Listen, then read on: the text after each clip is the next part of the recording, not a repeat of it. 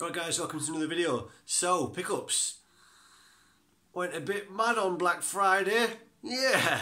Finally got the TV I've been after for a long time, and it is the same one that I nearly got last year, but didn't because it still wasn't at the price I wanted to pay. This year, its reduction in Black Friday sale was the same as last year. So again, about $12.50. Yeah, a bit more than I wanted. It's an LG OLED 55 inch. Just running electric sheep at the minute. Old screensaver, nice colours and such. Yeah, it was a bit of a splurge. For quite a while I was starting to think I'm going to compromise and get a cheaper one, because any 4K HDR telly would have been a massive improvement over what I was using. The last time I got a new telly was about 12 years ago probably. I think it was about 12 years. It's a Sony LCD Bravia, which served me well. I was very happy with it for a long time, but yeah, starting to get a little bit washed out in the dark scenes on films and stuff, and there was a lot of TV based games that I'd found myself waiting to play until I got a new set that would do them justice. So I can finally play some TV based games now. Where for the last year I've pretty much been playing PSVR exclusively, partially at least for that reason, also because I love VR, but yeah, so this is an absolute bad boy. Obviously OLED is yeah, it's local dimming, so you can get more control over the contrast. That way you can get much deeper blacks, because there's no uniform backlight. So all the pixels are individually lit, which means the contrast is pretty amazing. And I've certainly, we watched Planet Earth 2, which is 4K on Netflix, and that was absolutely beautiful. Still kind of trying to find the absolute perfect settings. I know you can mess about with it a bit here and there, but absolutely over the moon with it. Got on 6 months interest free, so I shall be doing some overtime at work within the next few months to try and make up the difference. Because yeah, as I was saying, I was all set to compromise on a different, on a kind of lower tier, I guess, of sets. The LEDs, not OLED, just LEDs, the backlit ones, the ones that are backlit from the side, kind of thing, which are still fantastic. I mean, you know, watching some of the demos in the shops, obviously the lower range TVs are around about 700. Piss on my old telly from a great height, but so I certainly would have been happy with the performance out of those mid-range or lower range 4K HDR tellies. But what swung it for me was a funny little demo. The guy who was taking me around and trying to, you know, giving me some advice, he just knocked the screen a little bit to show the difference in how they react to contact. And on the normal LED panels, when you touch the screen, it does that, you know, weird little kind of distortion thing that happens when you press, you know, LCD screens. Everybody knows what they look like. LEDs and LCD screens do the same thing. You have this weird kind of interference when you press it, but it doesn't last. Obviously, it's only whilst you're pressing it. But this, the guy pretty much punched an OLED screen in the shop, like really give it a real good old tap, and there was no change to the pixels at all. Nothing happened, because of course there's no liquid in those screens as there are with others, and he was explaining this to me. But yeah, so the fact that it was really hardy, actually can take a good knock without any negative effect to it at all. I've gone dark. Come back, light. What's going on? But yeah, is actually significant in this house, because my partner is a hula hooper and she likes to practice in the living room. So it actually is quite significant that this is quite robust and does not take damage easily, because then she can hula hoop in the front room without fear of damaging this expensive new thing that I've put in the room. So, but the eventual plan is to get it on a bracket on the wall, and maybe even build some kind of custom bespoke kind of cupboard or shielding for it on the wall, so it can be completely hidden and protected when she's hula hooping, because that was a big point that we had to consider when upgrading. But yeah, oh, it's amazing. You know, TV looks good on it, amazing on it. Games look amazing on it, and that's it. That's all. Yeah, it's finally happened, and now the overtime begins. Because yeah, did spend a little bit more than I would have liked to on a telly. I'm not minted, so We'll have to do something about that. Anyway, I got some pickups as well. Yeah, right, so these are all PSVR games. The first one is Derasene. People have been pronouncing it as Derasene, so that must be how it's pronounced and not Derasene. Derasene. This is a game from Software. Of course, the studio that did Dark Souls, so a very well-respected, big, developer, has finally taken its first foray into VR, and Derasene has been getting some mixed reviews. Better reviews from those that have actually given it the time of day and delved into it. The reason it's got mixed reviews is it feels like an old VR game. It's only got teleportation and click turning. So obviously, if you know about VR, most people's preferred way of motion now is smooth turning and free locomotion, which just basically means you move around smoothly and freely, however you normally would in a video game. The early VR games, a lot of them had click turning, where you press a button and you turn a certain amount of degrees, kind of like that, and teleportation. Now the early games, they did that. One of the big reasons was they were trying to prevent people from getting sick. They didn't know how big a problem this would be. Obviously, people are new to VR at the time. Everyone was. So making sure that people didn't get sick was a big priority, especially for Sony. Sony has very strict rules for its games that that has to have protections against people getting motion sickness, because obviously they don't want to get sued. They don't want people to be put off by that, and that's understandable.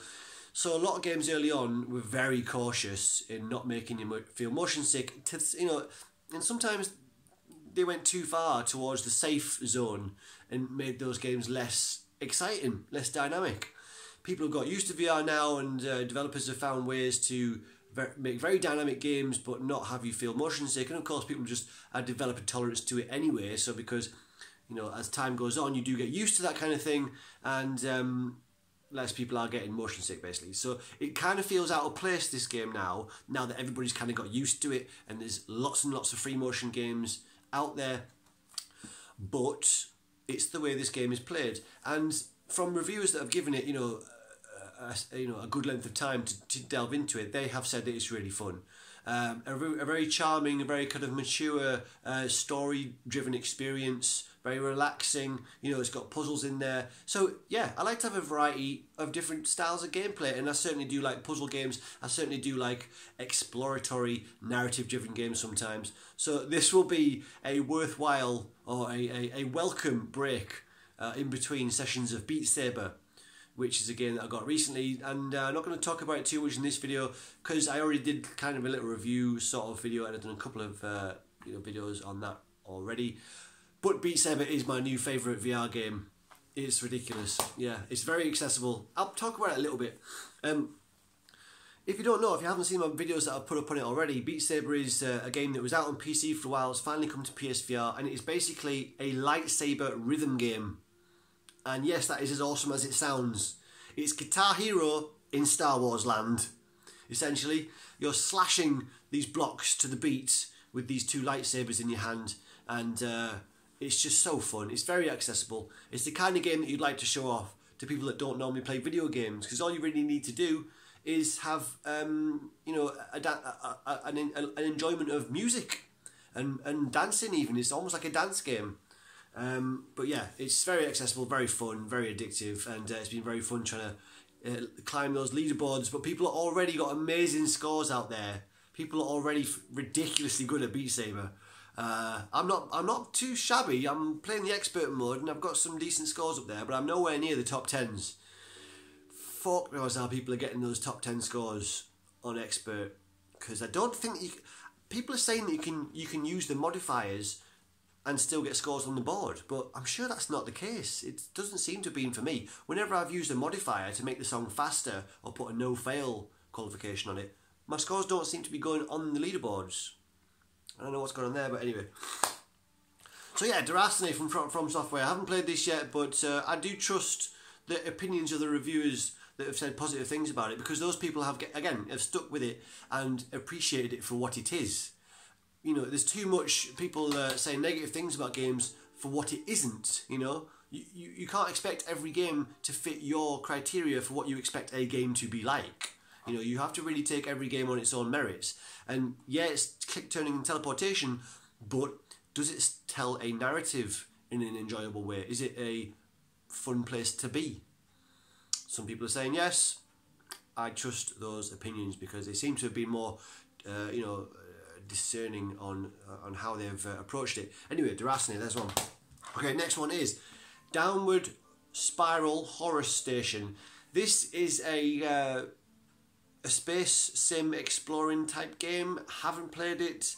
To be honest, I haven't heard a lot about it. But I have heard good things. I've heard positive things about it, and that was enough for me really, because I went on a little bit of a splurge to pick up a lot of physical released PSVR games, because it's nice to see them, and there's been a little glut of them recently, and that's really nice because, you know, quite a lot of my favourite PSVR games didn't get a physical release, and obviously I much prefer to have them on disc for all the reasons that are there.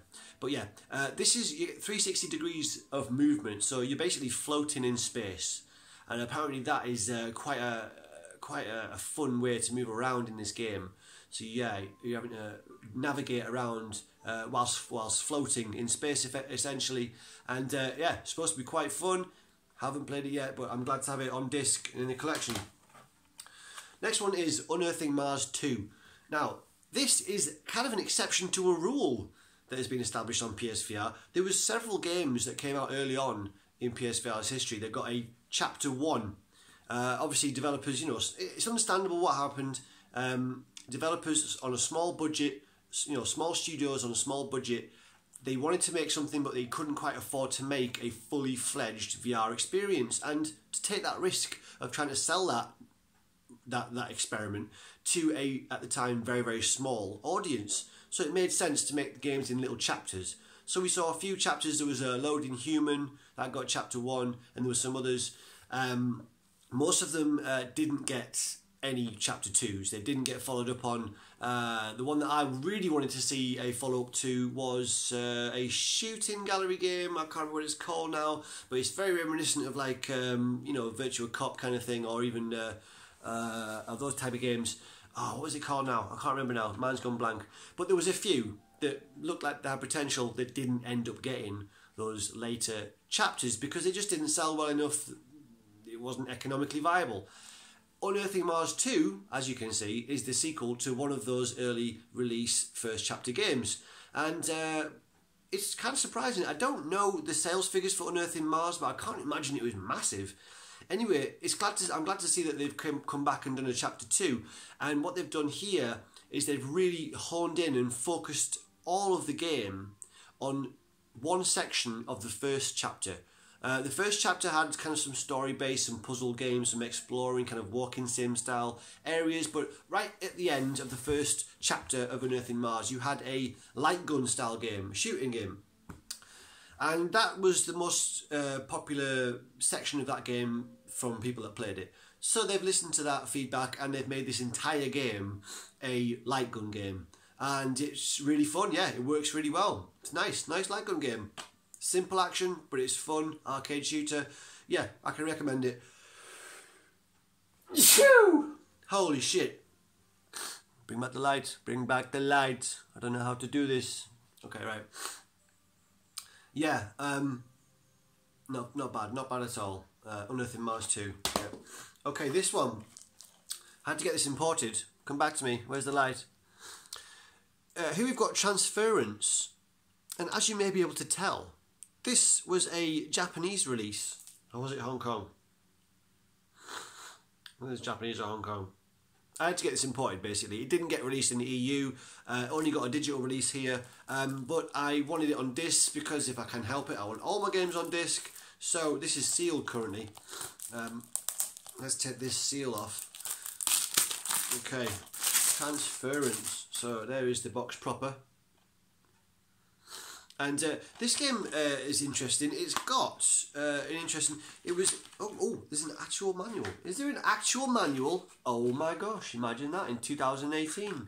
It's the current year. And there's a manual. So yeah, Transference, Elijah Wood, yes, that Elijah Wood, had some involvement with this game.